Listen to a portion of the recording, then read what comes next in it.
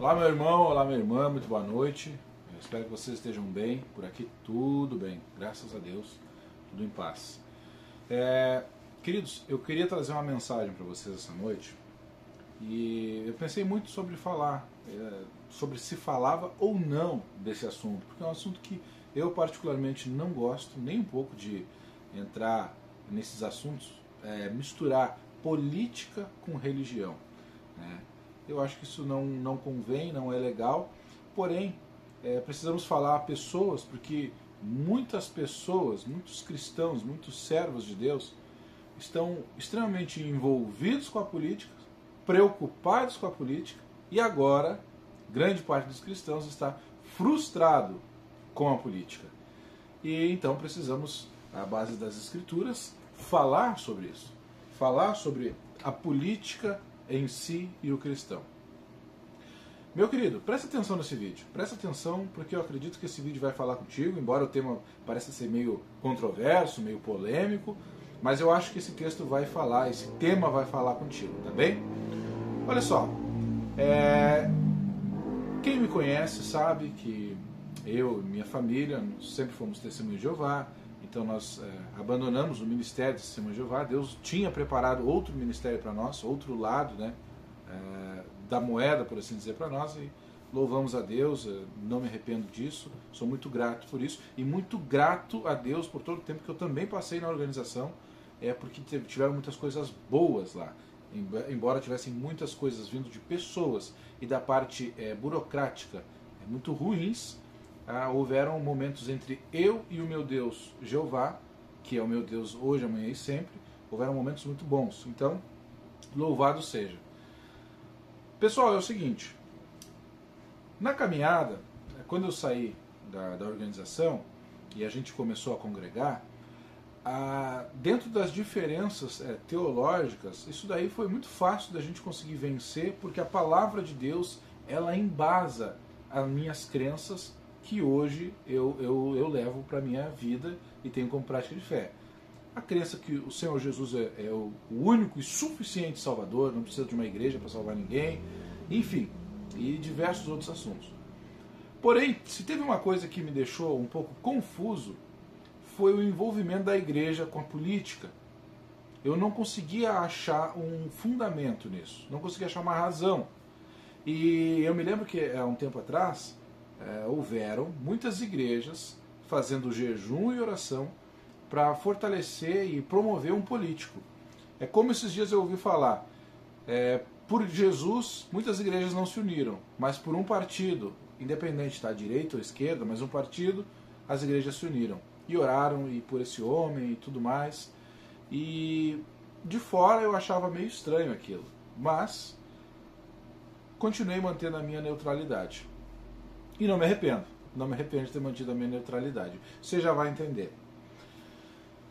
Quando a gente fala que as autoridades estão colocadas lá por Deus, é verdade, é um fato. O apóstolo Paulo fala sobre isso, que as autoridades governamentais estão colocadas em seus devidos lugares, assim como a gente tem os bombeiros, tem a polícia, que são todos serviços essenciais, a ambulância, os médicos, perfeito.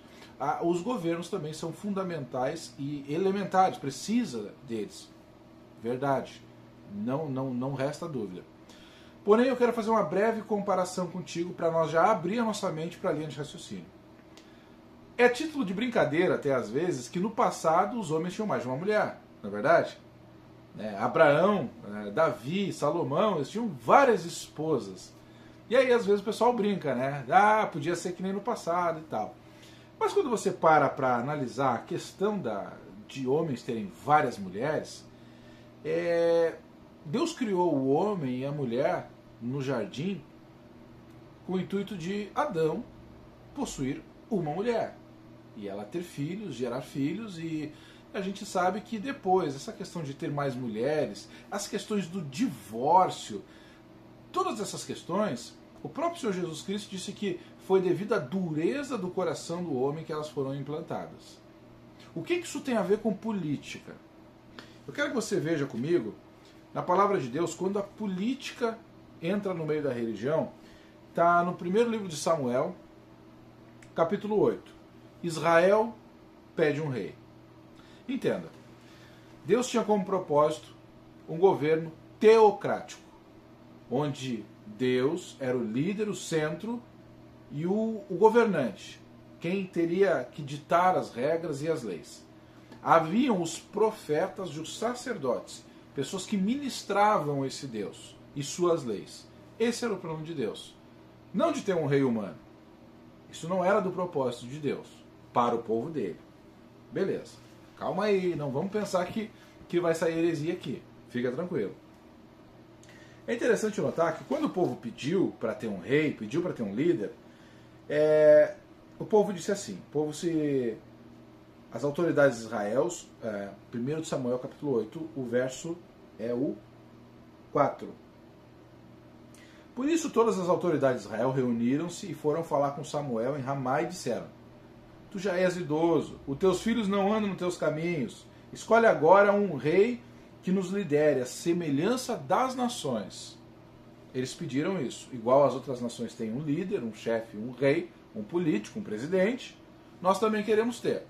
Samuel ficou muito sentido com aquilo, muito aborrecido, foi na presença de Deus, e o Senhor respondeu: Atenda a tudo que o povo está pedindo. Não foi a você que rejeitaram, foi a mim que eles rejeitaram como rei. Isso é pesado. Então, Deus dá à luz essa palavra assim, na lata. Olha, eles me rejeitaram. Eles não confiaram no modelo da teocracia, em que Deus vai governar. Eles não confiaram nisso. Não foi o suficiente o modelo da teocracia. Cristo sendo nosso Senhor e Salvador, líder da igreja de todos os cristãos. Parece que não deu muito certo. Então, atenda a tudo que eles estão pedindo. Não foi a ti que rejeitaram, foi a mim. Atenda-os, mas advirta-os solenemente e diga quais direitos reivindicará o rei que os governará. Então ele disse, vai lá e avisa para o povo. Ok, vocês vão ter um rei humano. Só que ele tem direitos e ele vai reivindicar isso de vocês. O rei que reinará sobre vocês, ele reivindicará como seu direito o seguinte: tomará os filhos de vocês para servir a ele, colocará alguns como comandantes de 1000, outros de comandantes de 50, fará um exército. Ele os fará arar a terra dele, fazer a colheita e fabricar armas de guerra, equipamentos. Tomará as filhas de vocês para perfumista, cozinheira, padeiras. Tomará de vocês o melhor das plantações das vinhas, dos olivais, e os dará aos criados dele. Não reclama. Não reclama. E o melhor do gado e dos jumentos. Tomará de vocês 1/10 dos rebanhos e vocês mesmos se tornarão escravos dele. Essa foi a real que Deus passou para o povo de Israel. E depois, leia o livro de Samuel. Leia, muito interessante. Então, esses são os direitos de um rei, de um governante humano. Tá? Então, tenha a ciência de que quando você compactua e deposita todas as tuas esperanças em um rei humano, não se aborreça com os direitos dele. Porque o próprio Deus, já no passado, reivindicou e deixou bem claro que os direitos do rei são esses. Não se aborreça. Tá? Mas vai vendo. Dito isso, tudo bem, não tem o que nós fazer, nós não podemos mudar essa realidade. Mas agora vamos falar de apoio e esperanças. Colocamos nossas esperanças, todas as esperanças às vezes, no governo A ou no governo B, no político A ou no político B ou no C. E aí, nós temos o livro de Daniel, que é uma joia. Esse livro é uma joia, é uma bênção, falando para nós sobre governantes políticos e a teocracia, governo de Deus. Já em Daniel 2, o verso 44, eu acredito que deve ter muito irmão, muito crente, muito evangélico, crente no nosso Senhor Jesus, que talvez desconheça esse texto.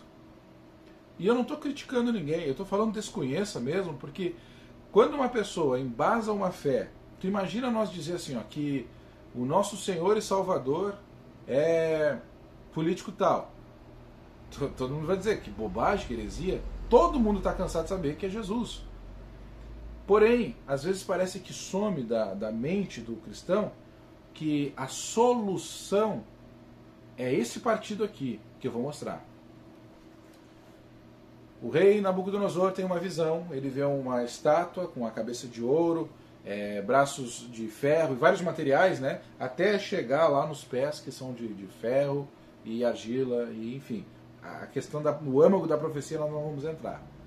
Mas vamos falar lá do final. Ele teve uma visão, e Daniel interpretou, que no dia em que os reinos estiverem todos divididos, igual os nossos reinos hoje estão, reinos totalmente divididos e parcialmente fortes, mas parcialmente frágeis, como o ferro, que é forte, mas não se mistura com a argila, com o barro, com as pessoas, com a fraqueza do humano.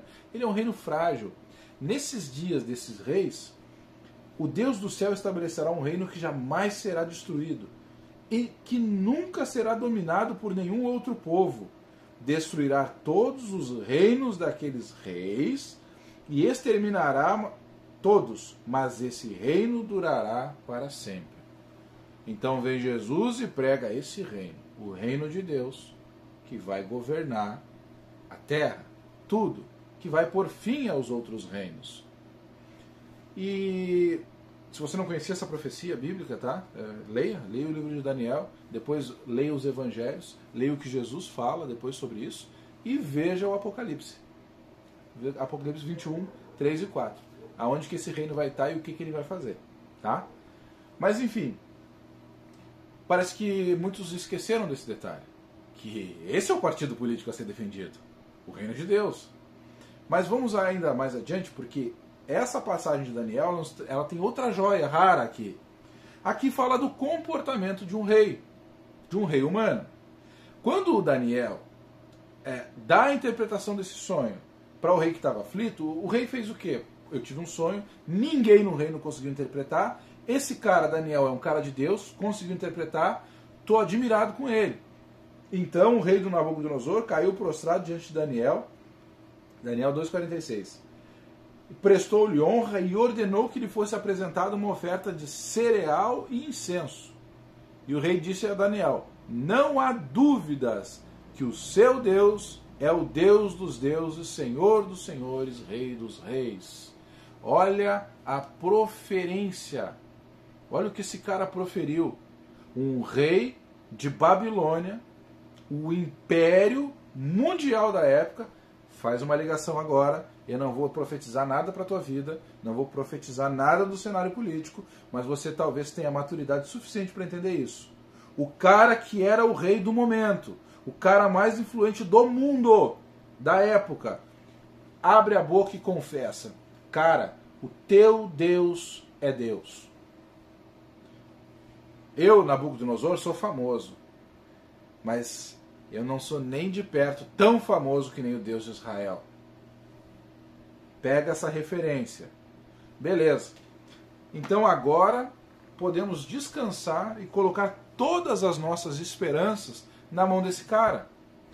Podemos, porque ele acabou de dizer que ele reconhece o Deus de Daniel como sendo o cara. Tá pronto. Vamos descansar? Vamos relaxar, porque acabou, tá aqui, tá a paz, a segurança tá aqui. Basta um pouco de tempo passar.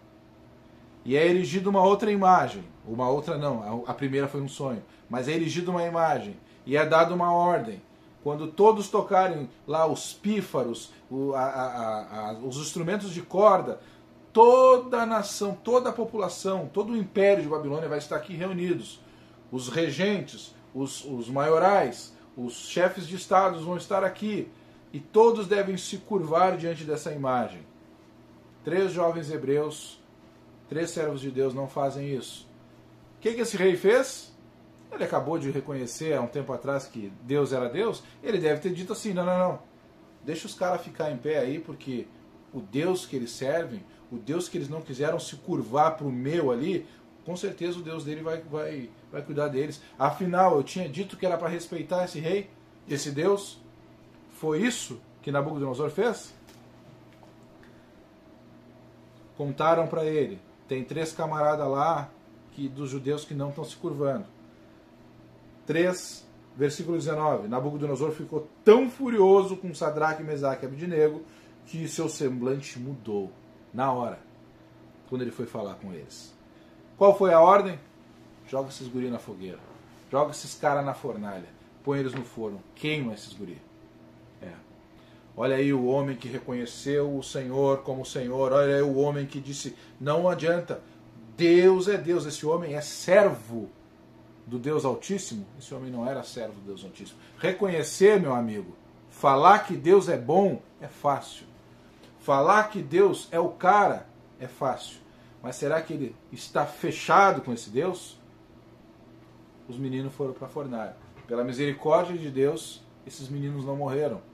Mas aí, mais uma vez, esse homem diz, lá no 28, louvado seja o Deus de Sadraque, Mesaque e Abednego, que enviou seu anjo e livrou seus servos. Pois, por isso, lá no 29, decreto que todo homem de qualquer povo, nação e língua que disser uma coisa contra o Deus de Sadraque, Mesaque e Abednego, seja despedaçado e a sua casa seja transformada num monte de entulhos. Pois nenhum outro Deus é capaz de livrar alguém dessa maneira. Oh, lindas palavras. É bonito, né? Ver um líder político falar do nosso Deus. É lindo, né? Dá para confiar? Dá para entregar todas as nossas fichas em um homem? Eu vou deixar para você ponderar, você pensar. Entenda, lembre-se, o mesmo Deus que se sentiu rejeitado lá no Velho Testamento, quando o povo decidiu assim, não, nós precisamos de um homem que a gente possa tocar, que tem um partido, que tem uma câmara lá, que tem um número, vamos ligar para o fulano de tal, que tem um secretário aqui na Terra, que tem um WhatsApp, que a gente consiga mandar mensagem. Nós precisamos disso. Pense bem, se você não está tendo a mesma postura de desconsiderar Deus como soberano. E eu não estou dizendo para você fazer loucura de neutralidade, não votar em ninguém, não é isso. Eu não estou falando sobre isso. Tá? Eu estou falando sobre colocar as tuas esperanças e a tua esperança e as tuas expectativas de solução sobre o governo A, sobre o governo B, sobre o governo C. Meu querido, o conselho que eu te dou é o mesmo que Deus já deu no passado. Confie em Deus. Coloca em Deus as tuas esperanças e as tuas expectativas. Amém? Espero que tenha falado contigo. Uma boa noite e Deus te abençoe.